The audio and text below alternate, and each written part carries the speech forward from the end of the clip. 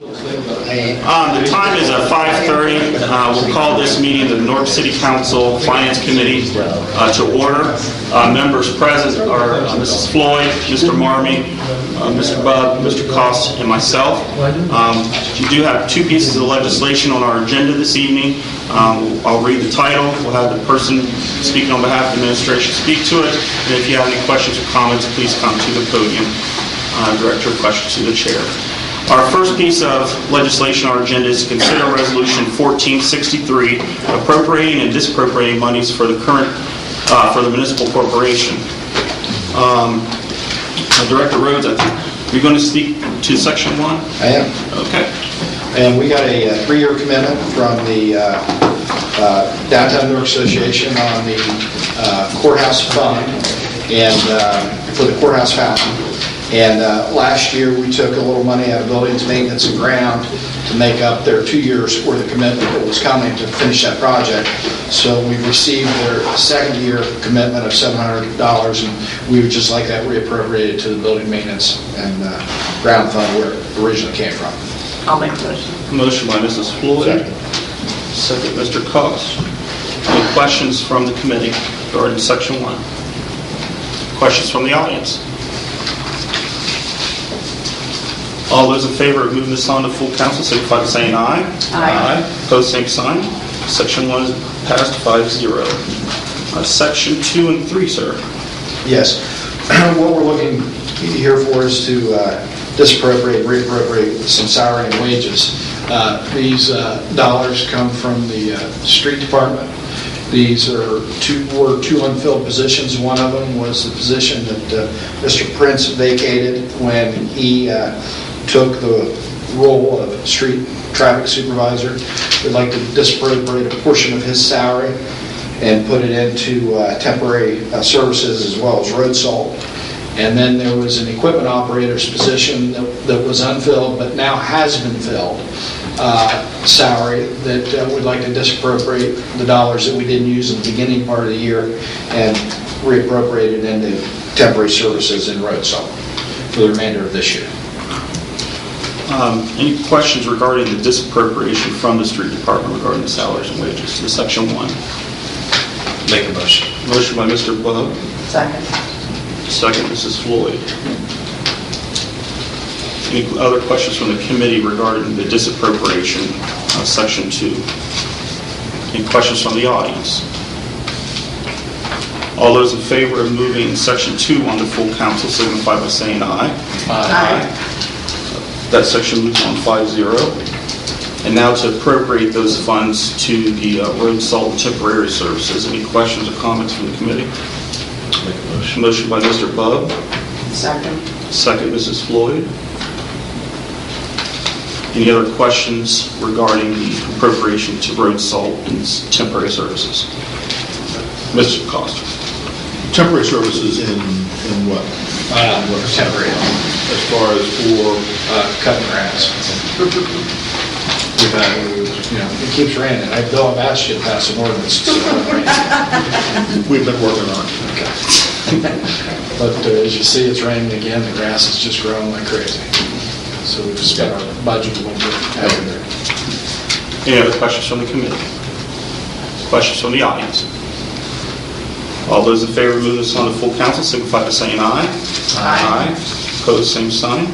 Section 3 is moved on 5-0. Thank you. Thank you, sir. Section 4 is dealing with the Everett Park. We received some money from Licking County Foundation. Ms. Gillis. Yeah, the legislative request is to appropriate $17,864, and that is going to be for the walking path at Everett Park and the 18-hole disc golf course. The grant takes effect September 1st, so the second reading will be September 2nd, so Buster and company can start right away. Well, thank you for your work on getting all that taken care of. It's going to be a huge benefit for that neighborhood. Any questions from the committee? Motion. Motion, Mr. Martin. Second. Second, Mr. Cost. Any further questions from the committee? Questions from the audience? All those in favor of moving this on to full council, signify by saying aye. Aye. So we're rolling ayes there. All opposed, same sign. Distracted by the rain. 5-0. Buckets again. Motion carries 5-0. Thank you, Ms. Gill. Section 5 is dealing with $15,000 for valve work in the downtown area. Mr. Loomis. This is money for, as you know, we're doing a small project down here next year for downtown sewers. So we're replacing water lines as well. So this is some equipment that some material we need to do some valve work on some of the water lines before we get to the replacement of those valves. We need to insert some valves in various places to get the project done. So this is providing material for us to do the preliminary work before that major work starts. So. Any questions from the committee for Mr. Loomis? Make a motion. Motion, Mrs. Floyd. Second. Second, Mr. Marmee. Any further questions from the committee? Questions from the audience? Seeing none, all those in favor move this on to full council, signify by saying aye. Aye. Aye. Opposed, same sign. Motion carries 5-0. Thank you, Mr. Loomis. Our next piece of legislation is to consider Resolution 1464, accepting the amounts and rates as determined by the Budget Commission and authorizing the necessary tax levies and certifying them to the county auditor. Our award-winning auditor, Mr. Johnson. Thank you. I think what you said sums this up pretty well. This is a housekeeping measure that council does every year. The County Budget Commission sets our tax rates, and it's pretty easy to do because we have no voting millage. We just by default receive 3.1 mils. We also receive 0.6 of a mil for accrued liability of our pension fund. So basically, this does not cost the city anything. It's something that we have to do. And the corporate council must file this with the Budget Commission by October 1st. And so by addressing this tonight, the clerk will have plenty of time to file that and be compliant with the RISE code. Just to make note that the legislation you should have will be that we'll adopt this on September 2nd. I think originally the legislation went out as the 14th, but we corrected that. So, any questions for our auditor? Entertain a motion. Motion. Motion, Mr. Marvin. Second, Mr. Bug. Any further questions from the committee? Question from the audience? All those in favor, move this on to full council, signify by saying aye. Aye. Opposed, same sign. Motion carries 5-0. Thank you very much. That concludes the business of the Finance Committee, and service is next. I'll bring the Service Committee meeting to order. Members present are Mr. Bub, Mr. Rath, Mr. Blake, Mrs. Floyd filling in, and myself. The first resolution is number 1465, preliminary legislation for resurfacing portions of State Route 13, including portions of Mount Vernon Road, West Church Street, North 3rd Street, Hudson Avenue, and St. Clair Street as part of the State Route 13 bridge widening and two-way conversion project. Mr. Moorhead. Thank you. Well, I think that pretty much says it all.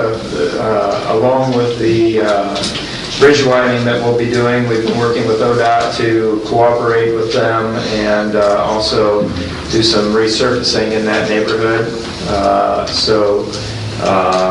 This is a piece of legislation, the standard legislation that ODOT submits, actually for these next three, to show that the city is in favor of cooperating and moving the project forward.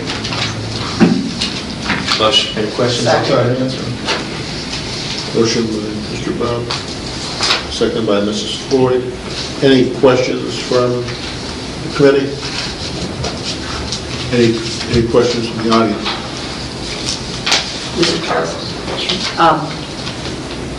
I know we've heard timelines before, but do we have a clue when all this is going to start in terms of starting to happen? Specific date?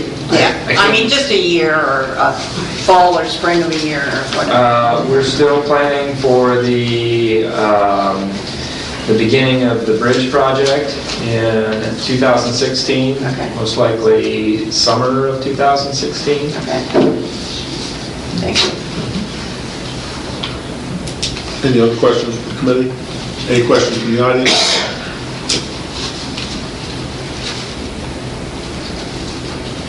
All in favor? Aye.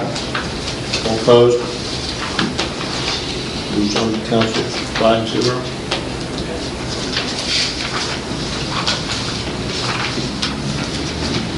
Consider Resolution 14-66, preliminary legislation for resurfacing curb and pavement repair on North 21st Street from Granville Road to Dio Drive.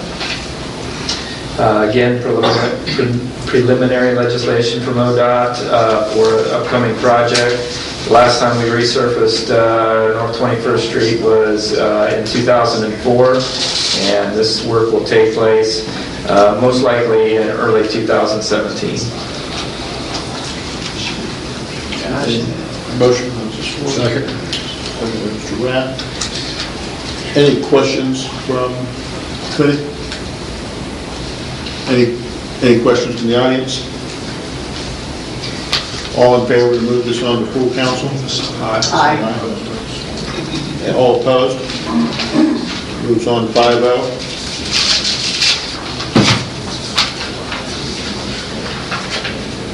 Consider resolution number 14-67, bridge deck replacement and other repairs on Ohio Street over North Fork of Licking River.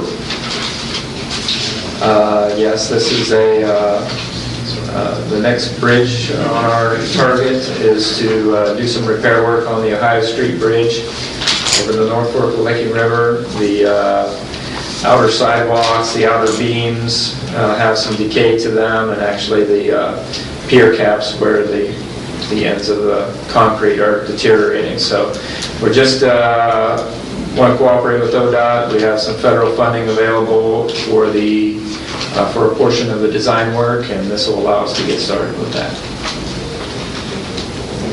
Motion. Mr. Cost? Mr. Chairman. Motion, Mr. Bowden, second by... Second. Oh, he already said it. I didn't know which I could... 2 minutes. That's fine. Thank you.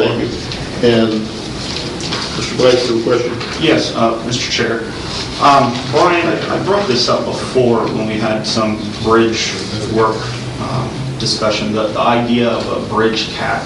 And I want to share with you a copy of this, and the committee can take this as well. What I'm giving Brian is, this is a page, and Brian's well aware of this because he's working on this document, but there was a study done in May talking about the Licking County Multi-Use Trail Plan, which is extending the bike trails throughout the city to connect them. I just want to bring Brian's attention to page 27, where they're looking at two different options for going from Little Texas connected to a trail along the top of the levee there.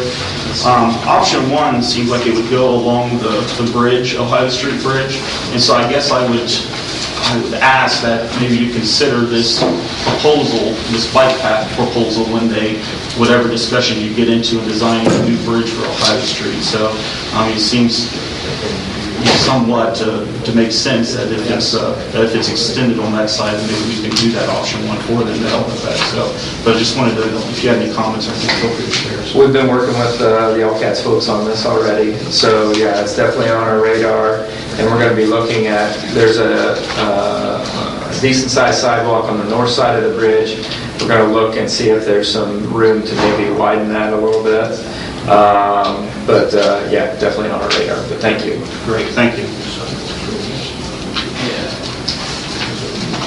Mr. Moorhead, timeline on that bridge, is that 2017 also? Or? 2017 for the work on that. Any other questions from the committee? Any questions from the audience? All in favor of moving this on to council? Aye. All opposed? Moves on 5-0. Thank you, Mr. Moore. Thank you.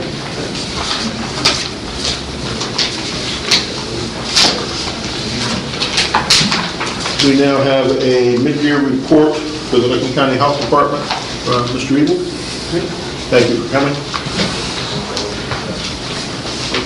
Any reports?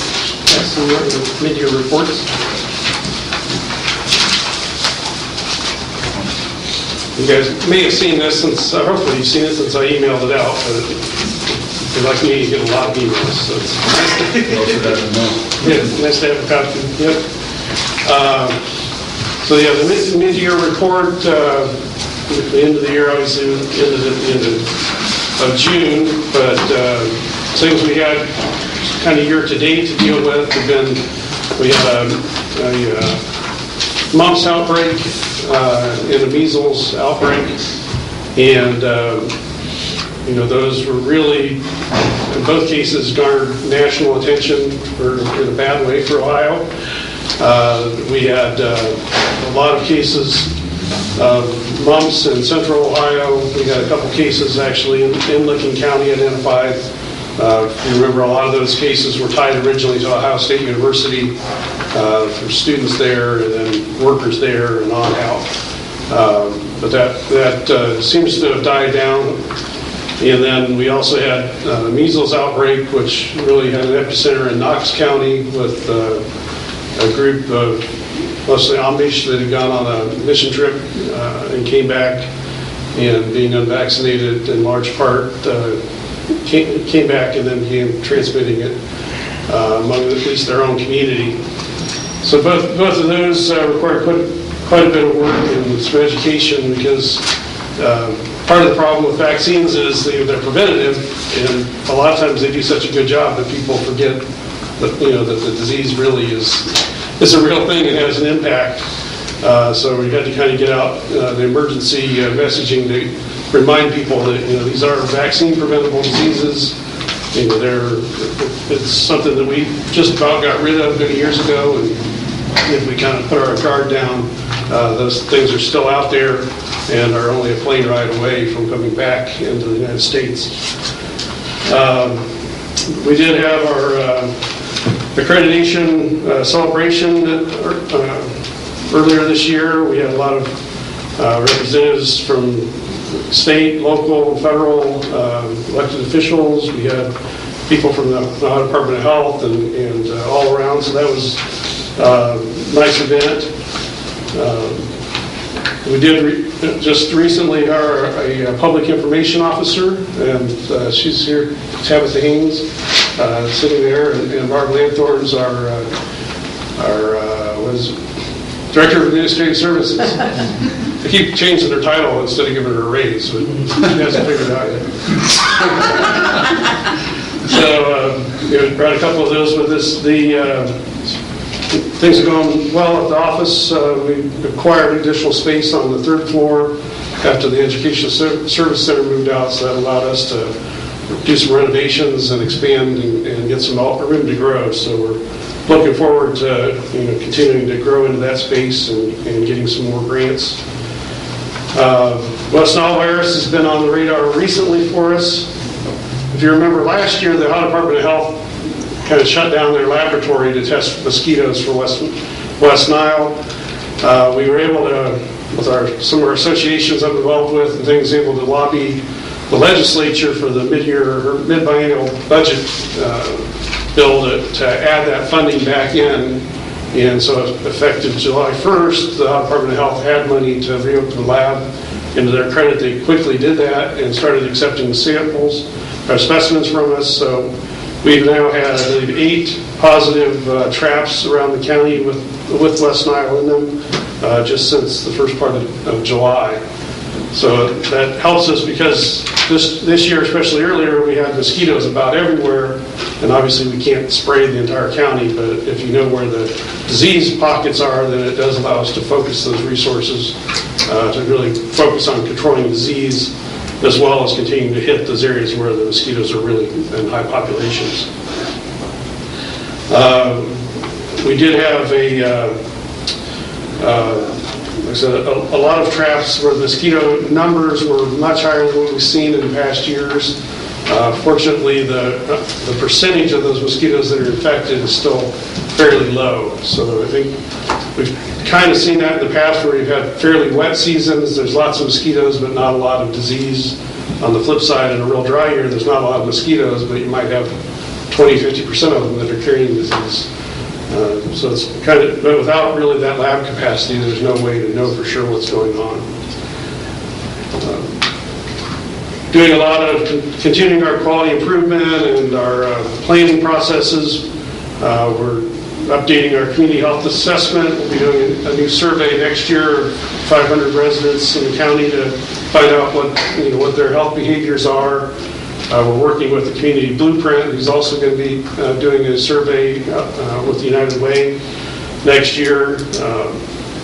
We do have a new data source on our website that now just about any health-related statistic you want for Licking County, you can pull up on that page, and a lot of things, they're pulling from census, they're pulling from the CDC, they're pulling from all kinds of sources, and we're just now beginning to submit some things into that database ourselves, and that's one where the Department of Health contracted with a vendor that built that whole system and is maintaining it, and it allows us to quickly look and say, okay, here's Licking County, here's Ohio, here's the National Healthy People 2020 standard, here's Licking County compared to 5 other counties in Ohio that have similar demographics.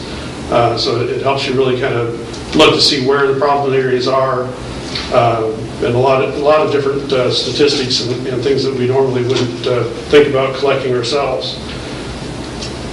We're also really taking a hard look at focusing on what it is that we're here to do. What I told my staff was to think about if there was no such thing as a health department, and you were going to start one, what things would you focus on doing as a health department? And you kind of said things like inspecting mobile home parks, probably not top on your priority list. Or, there's a lot of things we do because somebody needs to do them, or there was a health need for them, and so it's just historically been that health departments did it. But when you really look at what's killing our population, what's making people die, what's making them sick, shortening their lives, in large part it boils down to tobacco, so focusing on tobacco-free living, being active, and healthy eating. And really, when you look at the statistics, it's obesity-related things, which obviously nutrition and exercise both play into that. You have cancer, heart disease. Really, most of the problems that we're seeing in our community are linked to those health behaviors.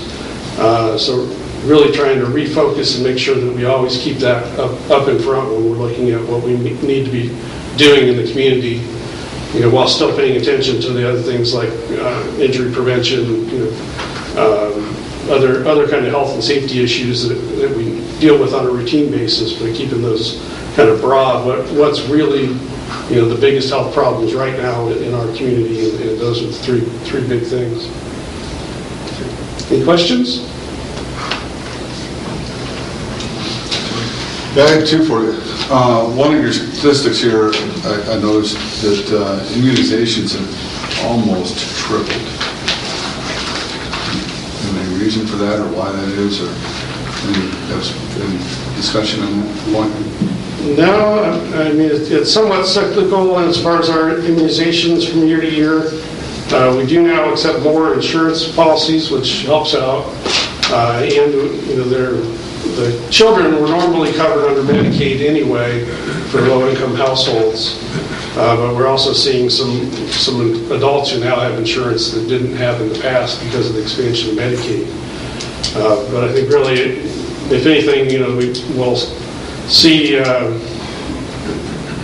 this month really the big hit of people to find out whether they got their shots earlier or they waited till the last minute like usual. So if we see a spike in August, that probably means for the year we'll be above normal. If there's not much of a demand in August, that means maybe they were thinking ahead and got them taken care of earlier. We did switch about a year ago to an appointment-based system instead of showing up at a clinic and just waiting until it was your turn, and that seemed to help. A lot of people really like that, so they're not tying up a lot of time sitting in a waiting room. And the other question I had is health-related in the news. Everybody's talking about it worldwide, actually, and that's the Ebola virus.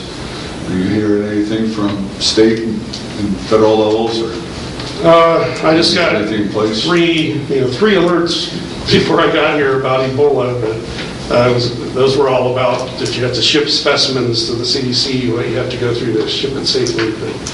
But we had the one kind of suspect case, you might call it, in Columbus that turned out negative. And I think, we may see that just like a lot of other things. If it's out there in the news and in front of everybody, then people tend to think, a lot of the symptoms could be a lot of different things, and they'll throw, if you happen to be traveling to Africa and you have anything close, they're probably going to test for it just to be on the safe side. But so far, there really doesn't seem to be any reason for concern, unless you're a physician or a researcher or somebody that's been working with them over in Africa and had contact with somebody who was infected, and if they're infected and transmitting it, they're pretty ill at that point. So you're probably not going to just bump into somebody, on an airplane or something and have to worry about it. There's a lot of other diseases that transmit a lot easier. So as far as all the precautions and stuff, the hospitals are all set up to handle that kind of thing, because they have to worry about tuberculosis and other diseases that spread much easier than Ebola. Mr. Chair. I was curious on that same graphic that Mr. Rath referenced, not necessarily why a statistic has gone up, but why one has gone down, is related to the at-risk pregnancy consultation and the breast and cervical cancer program for women. It looks like those numbers have gone down for the same period. Is people just not utilizing the service, or? Yeah, the at-risk are normally they're women who are pregnant and enrolled in WIC. So obviously it varies depending on how many pregnant women there are. So that number, I'm sure, fluctuates. The breast and cervical cancer, I don't have a good reason. I know there's one of the concerns with that program is that it was really focusing on women who now should generally qualify for Medicaid. So they're looking at a transition to maybe change their focus a little bit, rather than putting them in a special program, maybe say, okay, we'll get you in, get your appointments, and get you signed up so you have full preventive health insurance rather than just having specific for breast and cervical cancer. And then, I'm sorry, go ahead. Mr. Chair. The home health visits, that went to zero? Yeah, we haven't really had a home health program for a few years. I think last time I was here 3 years ago or something, we had maybe one client was all. So basically it got to where we didn't have any clients left. We weren't getting any referrals, because if they have insurance, there's 20 private companies out there that are happy to take them. So most of what we were getting were not really nursing requests. They were things more like, can you come out and sort our pills, or come out and help with something. And some of those cases we were able to send them to Department of Aging or Passport, or some of those programs that are funded to do those kinds of things. Mr. Chair, one more question. I was just curious, there seems to be a lot of interest or popularity with food trucks. Can you explain how because I saw, I guess it's on the third page, there's some, can you explain a little bit how food trucks are inspected? Well, food trucks are what we call mobile food service. So most of what we have... That'd be in the third line here? Yeah. So most of what we have in this county are concession trailers like you see at the fairgrounds. Those are mobile. They're just pulled around by another vehicle. In some cases, we do have a few of the food truck type ones where it's all in one big van and they drive around, but the rules are all the same, whether it's a concession trailer or a truck type of a unit. So they're, like I said, it has become popular, especially in the cities, because they can pull up and park in front of a brick and mortar restaurant, and I did see where we have a hot dog cart downtown, so maybe that's, if that takes off, who knows? Thank you. Mr. Eagle, I did have one question back to what Mr. Blake had asked you.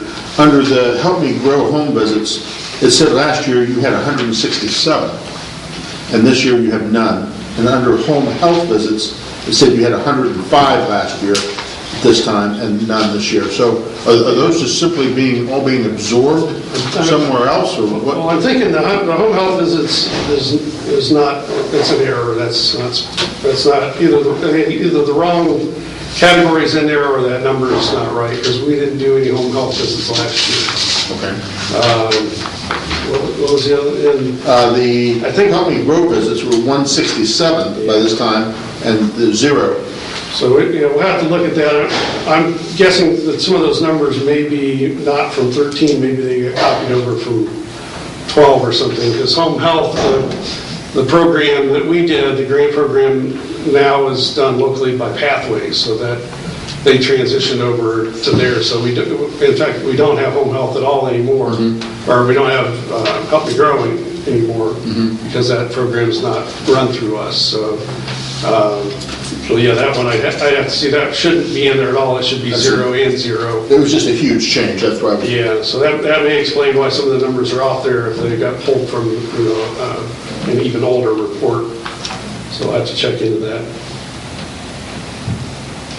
Any other questions from the committee? Any questions out of the audience? Mr. Guthrie.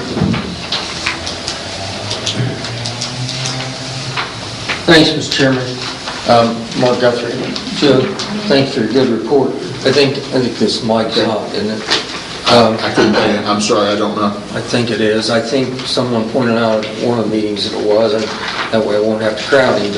But, Joe, I just had a question, because we're hearing in some of the national news that there is sort of a mindset out there by some parents of not having their kids vaccinated now.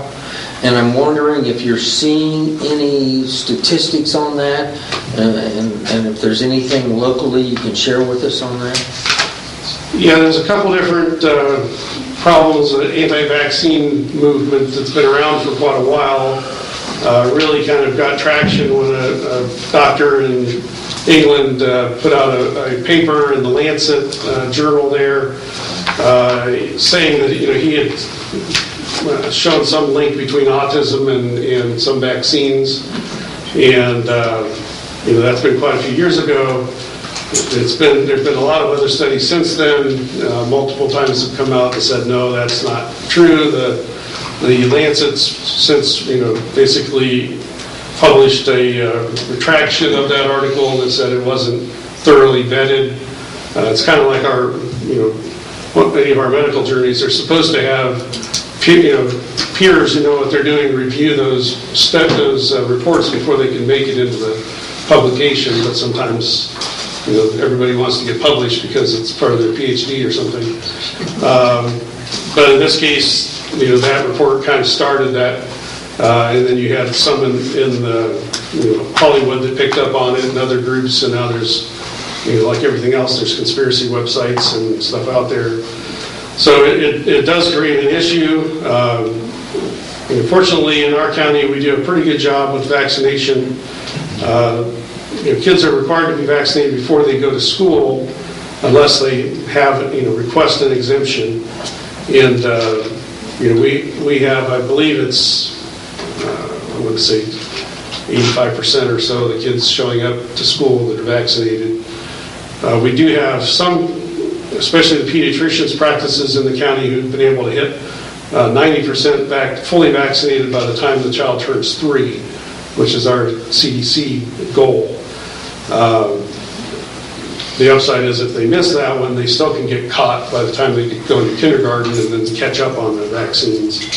But it did, it has contributed to some of the outbreaks that we've seen with especially the mumps.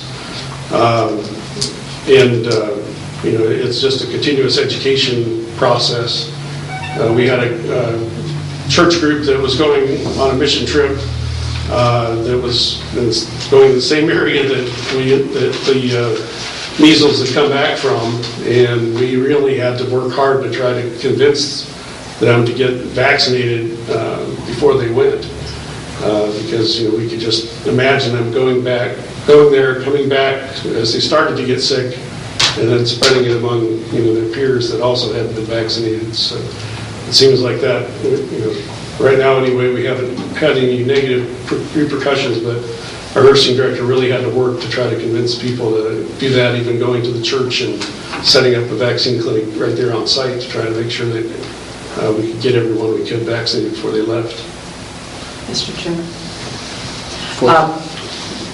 With all the kids that are now homeschooled, I'm assuming they don't have to have any kind of vaccination record at that point. Are those things checked if, like, say, the parents would homeschool until they got to high school, and then at high school they decided to go to Newark High or someplace else? Yeah, the school nurse would have to, as they kind of transferred in, they would review those records. Okay. But like I said, in Ohio, they're allowed to, for religious or other reasons, object to the vaccination. And then what we saw with mumps, I know Delaware County had some that they excluded, and I think some other counties where if mumps are identified in that school, that your kid's not vaccinated, they were excluding them for, I think it was 6 weeks or something, that your child was not allowed to come back to school unless they were vaccinated, because they knew that somebody in that school had the disease and they weren't going to have somebody who was unprotected there exposed. So it did create some real issues with people where it'd be a real hardship for kids to have to miss weeks of school just because they weren't vaccinated. Thank you. And following on that question, you've got a lot of home-schooled children that are interacting as far as social events and sporting events and different types of activities. How do you, is it possible to control that at all, or? Not really. When you're talking about vaccinations, I always talk about herd immunity. That even the best vaccines aren't 100% effective for everybody that gets it. So the idea being that if there's only 10% of the population who might be able to pick up the disease to begin with, the odds of somebody who's immune compromised or unvaccinated getting it goes down a lot, because there just aren't as many opportunities for them to be exposed to the disease. So that's kind of what we try to maintain that. But the problem is if everybody starts opting out, then you lose that immunity. So it only takes one person to travel somewhere and pick up the disease and bring it back, and then you've got a big problem. And that could be, in that case, traveling to OSU and picking it up there and coming back, to your home, and you're homeschooled, aren't vaccinated, go to church, the kids in Sunday school aren't vaccinated, and then it really snowballs from there. Any other questions from committee or audience? Yes, sir.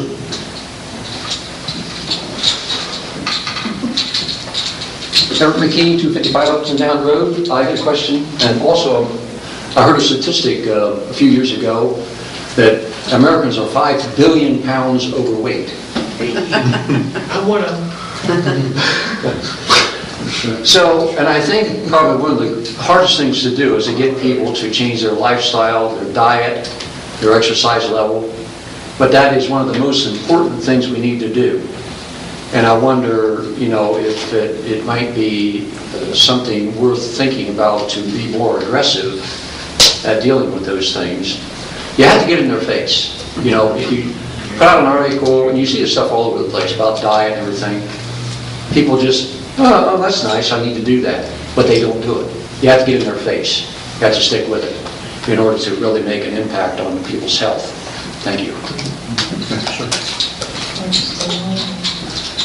Mr. Chair, I think Everett's being kind because he runs a dance program, so if anyone wants to start up some type of dancing, just see. Most definitely get some exercise that way, so. Sorry. I was just saying, so it's the thin guy that wants to present that. Thank you. much. We appreciate it.